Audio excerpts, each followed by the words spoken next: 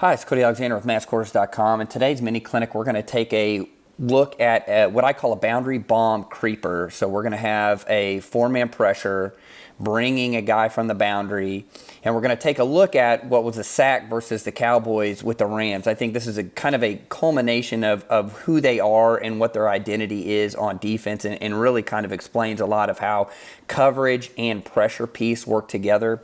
So let's go ahead and let's look at it. We've got 2nd and 9. It's an obvious passing down. If you've watched the Cowboys, especially with Dak Prescott, this is a long yardage situation. So we're going to get what's called skinny.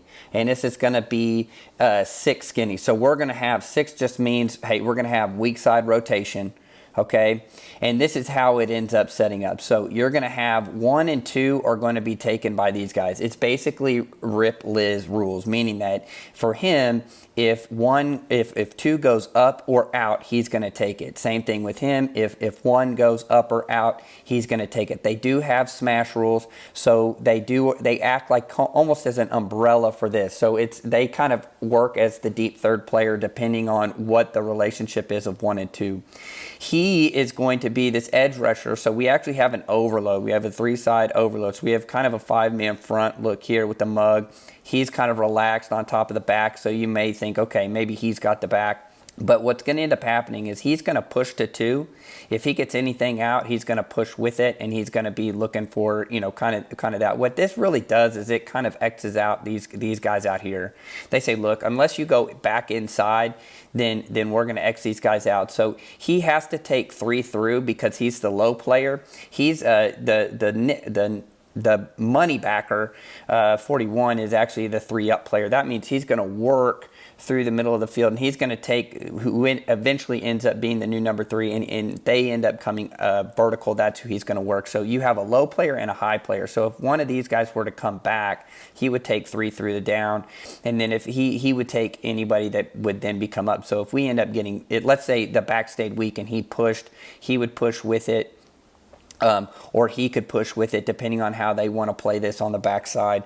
Usually this is, obviously we're going to get him to rush. So he would take 1st to 4. So he would take the back. He would end up taking there. And then these guys would divvy up anybody that would come back. So anybody underneath, he would take it. Anybody up, he would take it. So that's how that kind of works. You have all of your deep third players here. And what I like to tell my guys really in cover 3 is that if I'm in a single side receiver, I really don't have help unless the back stays in, and then I kind of have this player sitting there underneath. I don't really have a lot of help. Obviously, this is Amari Cooper and Jalen Ramsey, so this is the matchup you want. They're probably telling him, hey, it doesn't matter, make sure you stick on him. So this is the coverage we get. One way to really kind of work against a cover 3 is to get these quads pushes. So now we've got kind of this quads push, so you can see this. So he's going to take the back because he's got nothing's coming in, and then he's going to take that through. Okay, then you can see that 2 is up and out. And then also here, 1 is vertical. So these guys are basically locked on. So you can see now 1, 2, 3, and then here's the 4th guy. So he's trying to find a new number 3. He's trying to look where does what, but his 3 is pushing out. So he knows now, okay, I need to leverage number 4. If 4 ends up coming out, I've got him. If 4 goes in, he knows that this is the 1st to 4th. Well, we know the back is out. So there is no 1st to flat. There is no cross. So he's kind of sitting high looking for anything. Maybe this becomes a post back door, and he's reading the eyes of the quarterback. You can see the safety here working to the middle of the field. I think this is a great example of how sometimes really what skinny's doing is flooding the zone anyway. Because if you look at it, you got 1, 2, 3, 4 guys on 4, and then you've got a 5th guy who's kind of sinking in and taking that. So you really do have a 5 over 4 in case this guy were to come back. And what you're doing is you're basically leveraging this. I think of it like a bowling alley.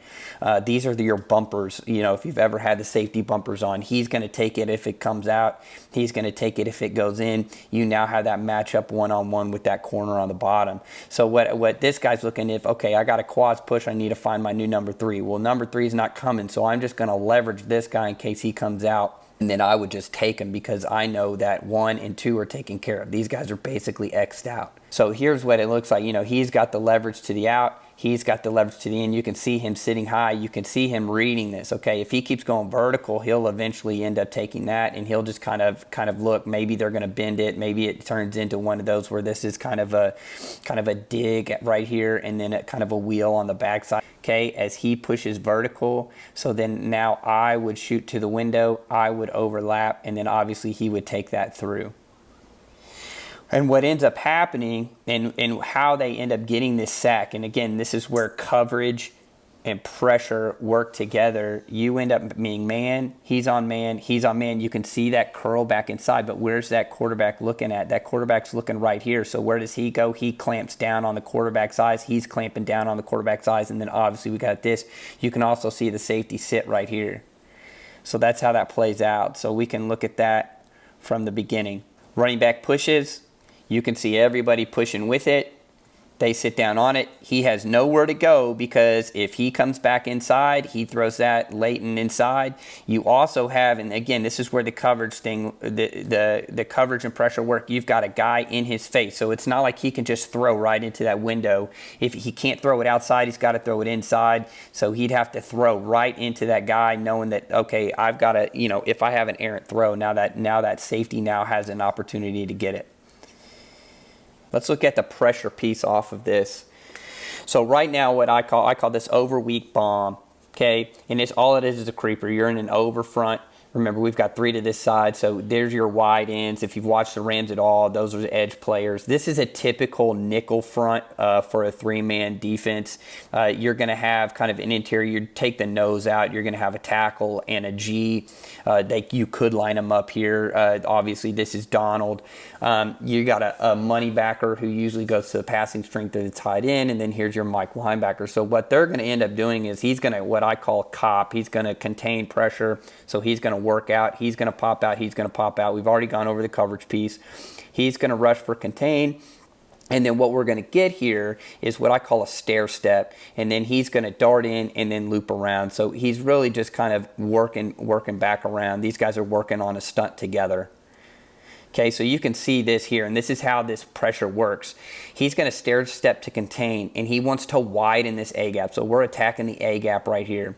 So he's going to try and widen this thing out. He's going to attack the interior B, make sure not to get pinned by 77, and work back outside for contain. Obviously, he's got contain. He's getting this guy pulled.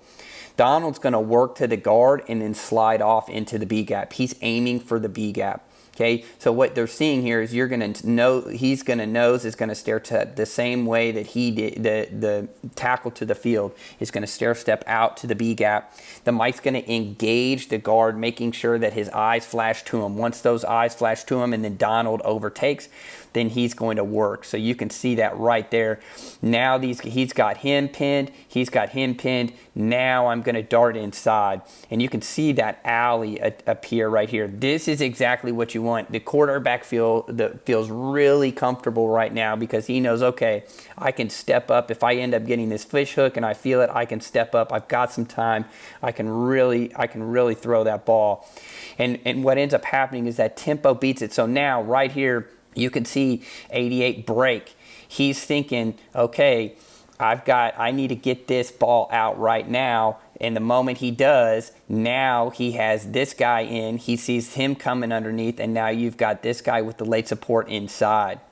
And so he ends up eating the ball because he sees that guy flash right here, and you got flash right here. And that hesitation is what ends up ending up with the sack. And at the bottom line, this is exactly what the Rams are trying to do. It's win your one-on-ones. Obviously, when you got a guy like Aaron Donald and he's 100% healthy, that's what ends up being. So, again, this is a look at the coverage piece with the pressure piece. They only sent 4, and it's a good look at what they kind of do in their nickel package when they're trying to get guys out. It's nice when you have those edge players that are also those kind of flex players that can be good in coverage and then also good on the rush. The offense never knows, and so therefore you end up getting a situation like this where you send 4 on just a simple creeper, but you flood the zone and you end up working against the offense and getting the sack.